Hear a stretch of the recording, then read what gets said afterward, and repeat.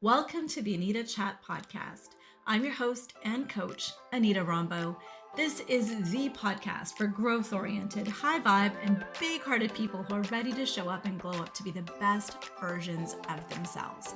If you are ready to embrace your most authentic, aligned, and abundant life, one that feels great on the inside and out, then you, my friend, are in good company. Grab your favorite bevy, settle in. We've got lots to chat about. Hey friends, welcome to another episode of Anita Chat. I hope you guys are doing well.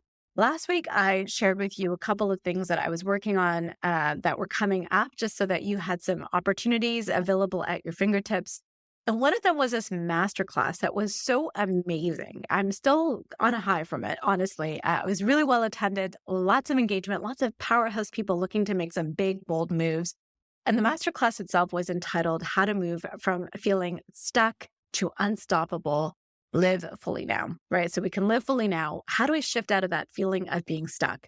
And irrespective of where you are today, I'm sure at some point in time, you can relate to the feeling of being stuck. And it could be maybe in one component of your life, like maybe everything else is going great, but you can't seem to get that promotion, or you can't seem to land that dream job, or you can't seem to find the partner of your choice.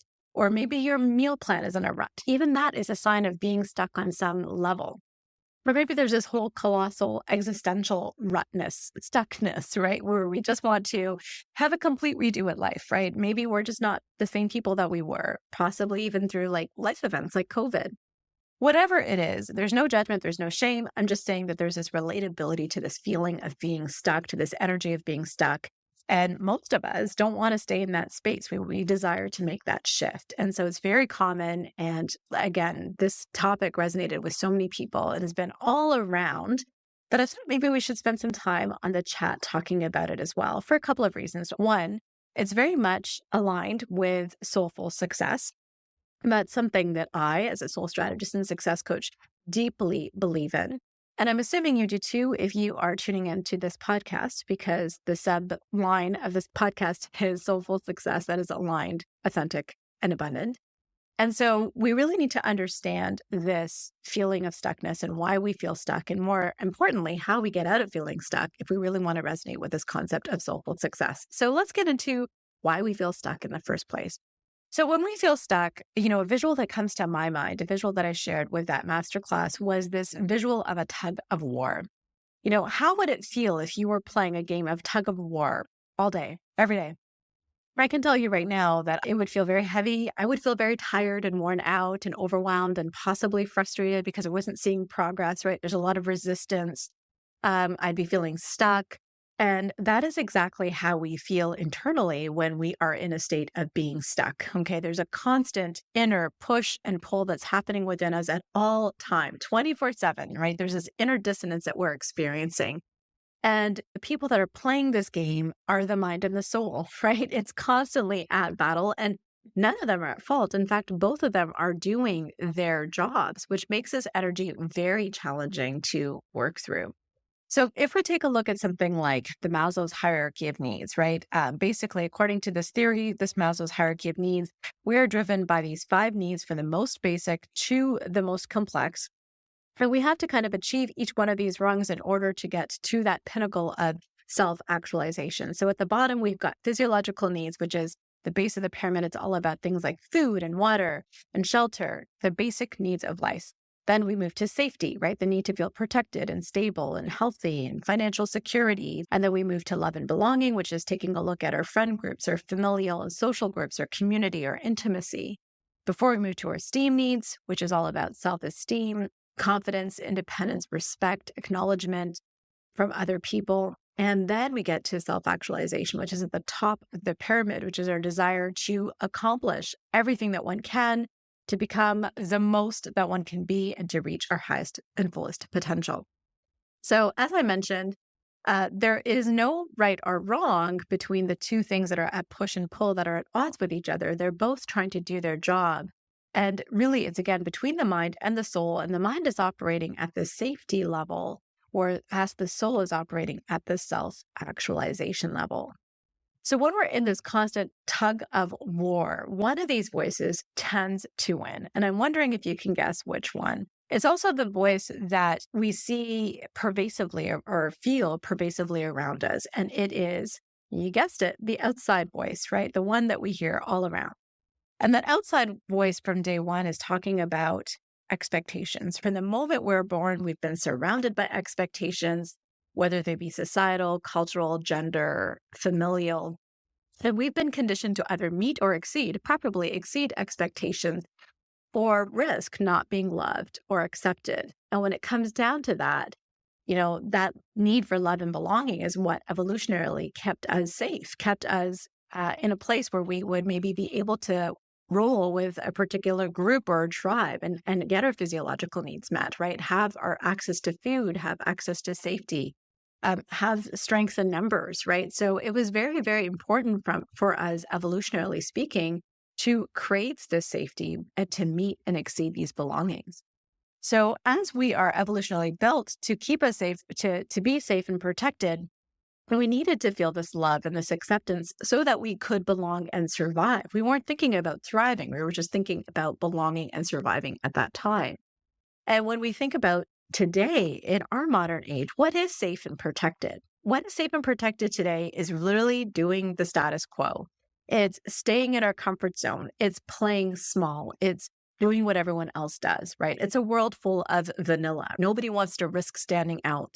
And that perpetuates a problem because what is everyone else doing? If we want to be the status quo and do what everyone else is doing, what are they doing? Well, they're hustling. They're associating their worth with productivity. They're busy. They're chasing one thing after the next. They're doing all the right things in the right order so that they can meet this criteria. And, we get to the middle of our life where we followed this recipe book that we thought, should give us a really good life, right? We thought if we do what we're supposed to do in the right order, it's going to be great. But we get these things. And don't get me wrong, it's not bad to have it. The trips of your lifetime. It's not bad to wear certain clothes. It's not bad. Nobody, again, is judging any of that stuff. But those things are not going to make you feel full inside. You can achieve these external markers of success. You can be chasing the same kind of thing. But when you get them, how do you feel inside? So many of us feel empty. They feel like, what did I do wrong? What's wrong with me? If I have all this stuff, then surely I must be an arse for not appreciating this. What's next, right? What is the next thing that I'm chasing after? Because it seems like I've done everything and it can't be done now. Like what now? This what's next uncertainty really doesn't sit well with them. And also, why do I feel stuck? I'm constantly doing the same thing over and over again, but I don't feel energized. I don't feel fulfilled. I don't feel joyous. And most of us never ever stop to think about why we're doing some of the things that we're doing. We just blindly accepted them because we saw that we were supposed to do them. It was a societal expectation. But also maybe we didn't know that there was other possibilities or we didn't give ourselves permission to dream. But one thing is probably true. People didn't think that things would turn out this way, right? You get to the middle of your life and although you've got all this stuff and you might look like you have a great life on the outside, inside, things don't feel so great. And you never ever thought that that would be your life, or that you would in some way feel like you're settling. And all of this is in pursuit of this definition of success. And here's the Merriam-Webster definition of success. It's a degree of measure or succeeding. It's a favorable or desired outcome. It's the attainment of wealth, favor, or eminence. Eminence meaning the position of prominence or superiority. So what we can definitely see here is that there's this game of comparisonitis that we're playing. We got to do good by other people. We got to show other people that we have achieved certain things. And that is what success has meant to us traditionally. It's largely externally driven. But I want to remind you that we are chasing the wrong things, my friends, right? Here are some hard facts, cold hard facts, not to promote any fear in us, but simply to state that we are indeed chasing the wrong thing. 85% of people feel trapped in their jobs. 76% live with significant life regrets. 61% experience a midlife crisis, realizing that they've been living a life that lacks true fulfillment. 54% of those considered highly successful report feeling unhappy and unfulfilled. And 50% feel disconnected from a clear sense of purpose in their lives. So what does this all tell us? Simply put, we have been chasing the wrong thing. We've been doing it all wrong, and that's okay. It's not our fault. Keep in mind, it was what we saw that was modeled around us. It's what society has told us is the right thing. But again, as a soul strategist and success coach, I'm on a mission to reverse and change that for all of us starting today. So the first thing that we've been doing wrong is we've been ascribing to the wrong version of success, right? One that is largely marked on the external markings of our life, right? One that is prescribed by all the expectations around us, where everyone is encouraged to want and strive for the same things, and our love and our belonging and our acceptance are riding on it. A lot of pressure. We may have lost ourselves in the process, or maybe we didn't even know who we are or what we want to begin with because we blindly accepted and done what we thought we should be doing. And when we get to a point where we reconcile that with our inner truth, that we want certain things to change, or we don't necessarily want this type of life, we want to do things a little bit differently, that requires a pivot or pivots. And pivots can be scary. And secondly, we have been sourcing our happiness and fulfillment from the outside versus the inside. But where we actually need to be focused on is the top or the pinnacle of that pyramid, the self-actualization piece, right? Where we're allowed to focus on our personal development, our creativity, achieving our full potential without being hindered by external pressures. And so what that involves is listening to that inner call or voice or intuition, whatever you want to call it, right? But if somewhere deep within you, you are saying, hey, yeah, you are settling. You do deserve more. You should be happy. You are worth it. You can do it.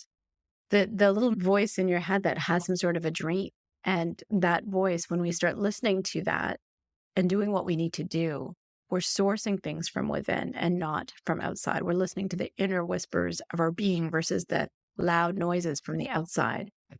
So what we need to do is to give ourselves permission to redefine success so it aligns with our values and interests.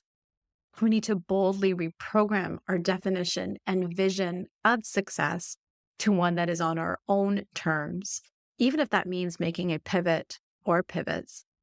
And that leads me to a concept that is so near and dear to my heart, which I call soulful success. And my definition of soulful success is a life that feels aligned and authentic and abundant to us. It's that sweet spot where our purpose, shared by our strengths, our values, our passions, they drive what we do and the impact that we make. And that makes us ultimately fulfilled and also abundant, because when we're sharing our true gifts in that highest resonance, we're only met with that same frequency back. So it's that sweet spot where purpose, personal impact, personal fulfillment, and prosperity meet. And most importantly, it's that life that feels great on the inside and out. It's not choosing one over the other. We can certainly have all the trappings of external success, whatever that looks like for us. But most importantly, we feel really, really great about it. And that is what soulful success is. So in that masterclass, we went further to talk about the different components or areas of focus that we need to cultivate soulful success, and how to know whether soulful success was in our life or not, and what next best steps are for people to help unlock themselves from a state of being stuck to unstoppable. But I thought it was really important for us to understand, if you right now are feeling stuck, to understand why that might be. And it's because perhaps you need to ascribe to that definition, that no one size fits all definition, your own unique version of success. And that is also my mission and purpose. My mission and purpose is to help people boldly redefine and claim their own authentic version of success so that you can feel fulfilled and energized again. If you are about all of that, then you're definitely in the right place.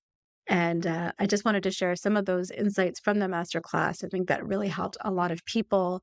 I also want to share two things with you in terms of what are your next best steps if you can resonate with any of this. One is I've opened my doors for a very limited time to offer free one-on-one coaching. And that's to just understand your situation a little bit more and to talk about strategies and steps that you can start implementing today to move to a more unstoppable life. So if that feels resonant with you, that is in the episode description.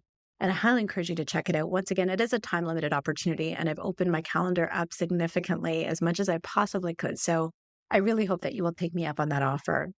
And the second, I know I spilled the beans a little bit earlier than I was supposed to, but the doors are officially open for my life-changing, transformative group coaching program called the Soulful Success Academy. I'm so proud to be launching this. And now that you know what Soulful Success is all about, and if you're feeling a state of stuckness, then this academy is going to address each and one of those areas that we talked about in that masterclass that we need to focus on to get ourselves to that next level of our unstoppable life together through recorded trainings, group coaching, personal coaching, daily access to support. You have the tools that you need and the support that you need and the expert accountability and guidance that you need to get to that unstoppable life. I truly hope that you'll check out the episode description and learn a little bit more about the program.